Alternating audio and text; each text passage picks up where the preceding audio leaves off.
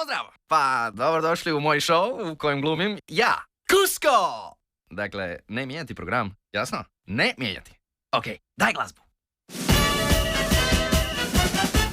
On bit će veliki car i pred njim cijeli je svijet. A u školu ide sad i mora proć sa pet. On je vladar budući jedan jedini.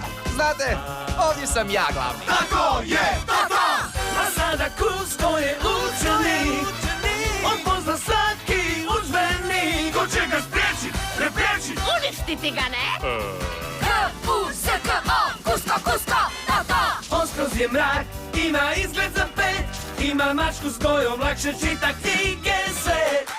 Jer sada Kusko je učenik. Poznat će carski nasljednik. Velica ta, baš sva, što štite ga od zla. Molim?